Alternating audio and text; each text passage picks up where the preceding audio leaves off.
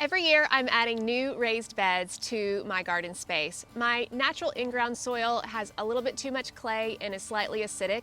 And so even though I grow in it, I definitely get better harvest from my raised beds because I can control what I fill them with.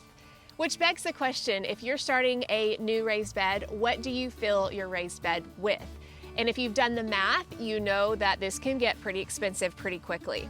A few years ago, I did a test of different raised bed soil combinations to see what would work better in my garden. And I'll link the blog post that explains all those tests and my results down below. But since that test, I have started using a combination that's actually worked out really well for me and has been the least expensive of the options that I've done. Today, I'm going to be filling these Birdies raised beds, and I'm going to show you what I'm going to do to fill these beds. And if you are starting a brand new raised bed, hopefully you can get some tips on how to fill your beds in an economical manner, but even more importantly, to get a better harvest because you're starting with great soil. The first thing that you'll see is this landscape fabric. I actually bought it to be a little bit thicker than your general landscape fabric, but I wanted to put it around the walkways in between the beds because I found that's the hardest to keep the weeds down. But if you'll notice inside the beds, I didn't line the bottom with the landscape fabric, mainly because I want the plant's roots to be able to access the soil underneath if necessary, some of the big ones that have deeper root systems. And I also like for earthworms and other things to be able to come up if they want eventually. And so that's why I'm really not a fan of landscape fabric on the bottom. But I did have it, just a little bit inside. That way I can try to cut down on weeds and grass creeping through. But I still want to line it with something because I do have a lot of Bermuda grass here. And so what I'm going to line it with is cardboard boxes, and I'm just repurposing the containers of these Birdies raised bed boxes. I can use other boxes as well. But what I like about this is it will serve as a barrier against the Bermuda grass and other things, but it also will eventually break down into the soil. So it's not a permanent barrier, it's just temporary until hopefully the weeds and the grasses and all that are suppressed sufficiently. I'm probably going to focus on these two beds today because these are the ones I'm going to be planting first, and I want to make sure and get these beds filled today. And if I don't have the energy to do it all today, I will go back to that one.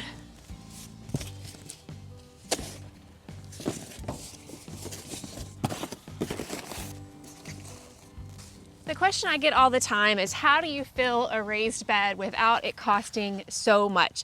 This particular Birdies raised bed is 18 inches tall, so that's a lot of soil to have to fill.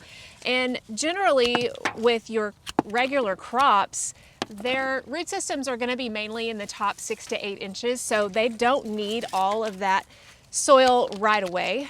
And so what I do to kind of cheat is I borrow from a very popular method called hugelkultur, and I will line probably with this bed, maybe the top or the bottom 9 inches or so, like half the bed, with organic matter. And what I'm doing here is I'm putting my trimmings from my blueberry bushes. So when I pruned my blueberry bushes this early February, I saved all of these sticks. I'm just going to start out with those. And then after I get done with that, I'll add some more organic matter. And really, I've added all sorts of things with my elevated raised bed. I even added boxes, shredded paper, anything really that you would put in a compost pile, you can put in the bottom of your raised bed. The only caution that I would give you is that I don't plan on planting any perennial crops in these beds, because if you're planting anything like asparagus or any perennial herbs like rosemary, oregano, thyme, anything like that, when you line the bottom of these beds with organic material like this, as it breaks down, it's going to drop, and it's going to drop rapidly. Like, you'll be able to see it in the first couple of weeks even, as this organic material breaks down. And so with annual crops, it's not a big deal, because all you have to do is replace, and fill and top off that soil as you need to, and that can kind of spread out your expense a little bit further. Gives you time to make your own compost and that kind of thing. But if you're planting a crop like oregano and it's perennial, it's just gonna continue sinking and sinking and sinking, and that makes it kind of difficult to top off your bed when you've got a crop in there that's gonna be there for years. So I would recommend, if you're planting any kind of perennial herbs or anything like that in a raised bed, I would caution against using too much of this organic material that will cause the soil level to drop too much. And the only reason I'm cutting this is just to keep them where they're not like sticking straight up, because I do want the top 6 to 8 inches to be soil. Big sticks are fine too. Again, if you look at hugelkultur, you'll see that's the whole point of what that method of gardening does. The main thing is if a lot of these like stick up while you're planting, they can get in the way. That's why I like to keep them on the bottom. Not necessarily because there's any reason for it.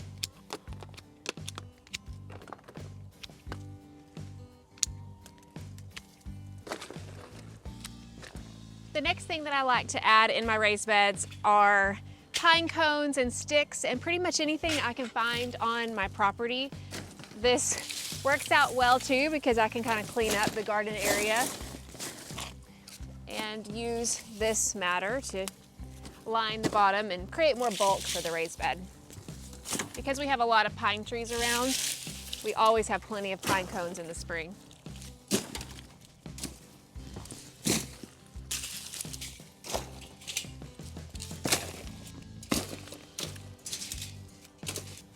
So you can see just from the trimmings from my blueberry bush and the sticks from the pine cones, you just see that already we've probably got, 4 or 5 inches, maybe more, of matter on the bottom of the raised bed. And the next thing I'm gonna do is just continue to look through my garden and see what might be dead from the fall garden and what organic matter can continue to go into the bottom. And I think the best next thing for me to use is probably the broccoli that I just left in place when it froze over the winter time. So I'm gonna get those broccoli stalks and start filling in the bottom of the raised bed with those. Usually I like to keep the roots in place in my beds, but since these are just going to build a new raised bed, I figure I can take the soil with me and that'll benefit the next bed.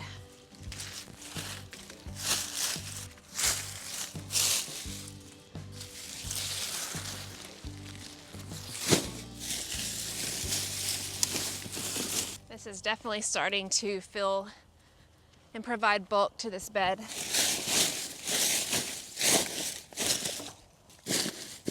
Try to press it down as much as I can. I'm gonna go get some more broccoli for the next bed. The next thing I'm gonna do is I'm going to go to these raised beds behind me because they've got some weeds from the winter and some dead cover crops from the fall. And I'm gonna be planting in them fairly soon, and I need to get the planting area ready anyway. So I'm gonna go through here and try to take out some of the bigger weeds that I can that haven't started to set seed. And honestly, it really isn't gonna matter that much because they're gonna be buried so deep. They're not like invasive weeds or anything, that even if they're flowered just a little bit shouldn't matter. But I'm gonna go ahead and collect that, and then I'll continue adding that organic matter to the bottom of the raised bed. And really, if you see a theme here, it's just what do I have on my property that is organic matter that can go on the bottom? Because like I said, most of the crops roots are going to be in the top. So the bottom is really just filler, but it also, as it will break down, it will serve as nourishment for those crops during the course of the season. So that's what I'm going to do next, and see after I do this how much more I need to add before we start adding the soil. I believe a lot of this matting is hairy vetch that I planted and it didn't make it through the winter. Sometimes it does, but it didn't this year. And even though the hairy vetch would be good for obviously where it's growing, it'll also be very good for this other raised bed, so it's fine. I'm also not taking most of this up by the roots. I'm just letting it kind of break, so any of the benefit that the cover crop provided from a root level is still present. If you saw my lazy composting video, then this looks familiar to you. I like using not completely broken down compost to fill the bottom of a raised bed, partly because the further I get down into this compost pile, the more I'm going to have fully broken down compost, and I can use that more toward the top of raised beds if I want. But this uncomposted stuff is perfect for the bottom of the raised bed because it'll just continue composting in place throughout the season.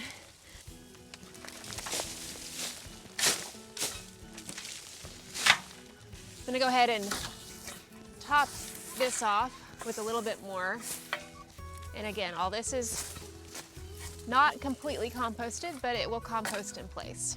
This will provide rich nutrients for this soil for, I would say, years to come.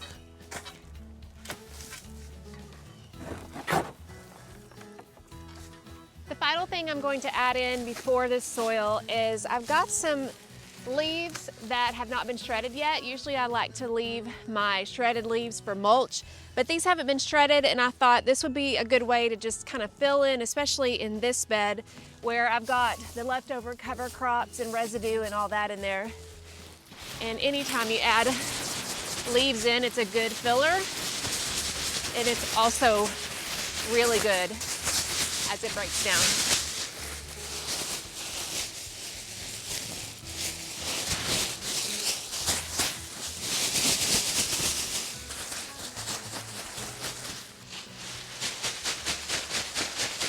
So you can see I've got pretty much half of both of these raised beds filled, all with ingredients that came either from my property or, in the case of these leaves, they were given to me. But they were zero price, right? They cost nothing. So all I have to do now is fill the rest of these beds with soil. I love to use a combination of topsoil and compost. And for the best bang for your buck, I buy this in bulk. And I buy the top quality compost I can find. I buy this from my landscaping company. It has been really amazing in my garden over the years. And I buy it by the cubic yard, and it's well worth it. You can also buy bagged topsoil and bagged compost, but I would recommend that you understand that you'll get what you pay for. Try not to skimp on this. This is going to be the difference between whether your plants grow great or whether they don't. So try to get as high quality soil to go at the top as you can. You've already saved so much money by using inputs on your property like I have, and so definitely don't skimp when it comes to the topsoil and compost. So I'll show you next what I'm going to be doing to fill up the rest of these beds. First, I'm going to start out with some topsoil. This is topsoil, again, that I bought in bulk, and it's been sitting over the winter,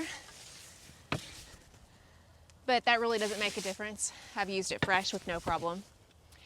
And I'm going to layer it first.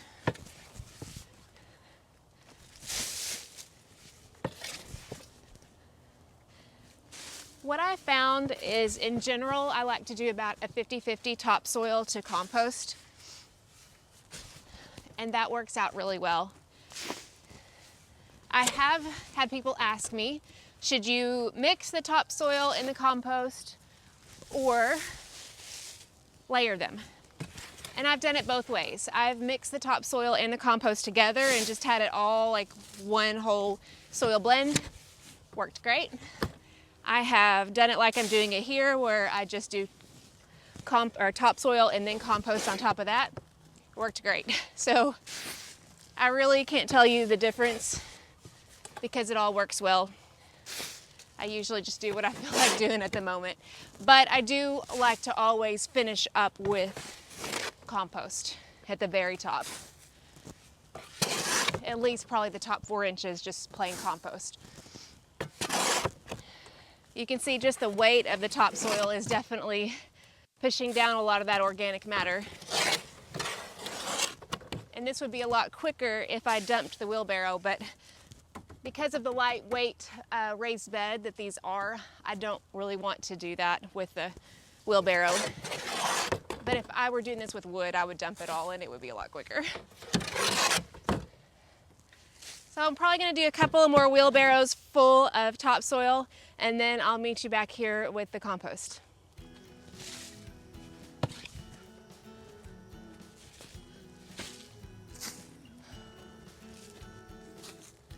Hopefully just one more load, before we add the compost.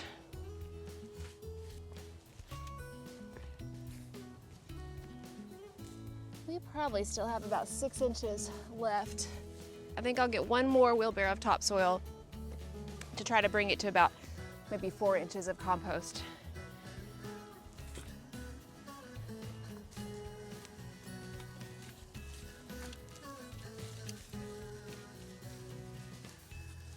Okay, I think that's about enough for that bed.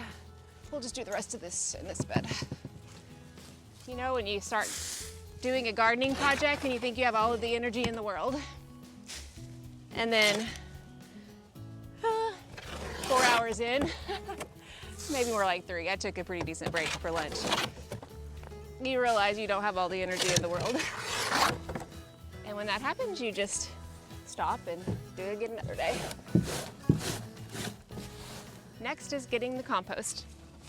Here I've got my wheelbarrow of compost, and I'm just gonna add it right on top of the topsoil.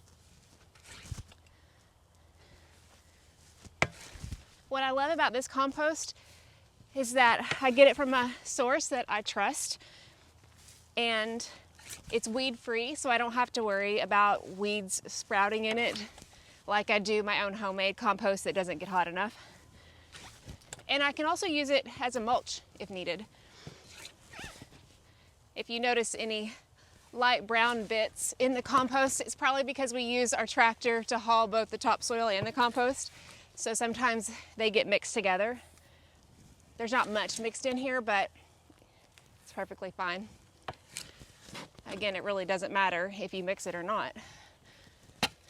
I just like to keep the compost on top because it's in a better position to feed those early roots of plants. Compost does not have to sit all winter if it's already broken down. We just tend to be dry in the fall, so it's easier to get the truck to deliver the compost in the fall rather than when the ground is wet and soft. So if you get well broken down compost, you can use it right away. You don't have to wait. I'm gonna go get one more wheelbarrow full of compost, and that should do it for this bed.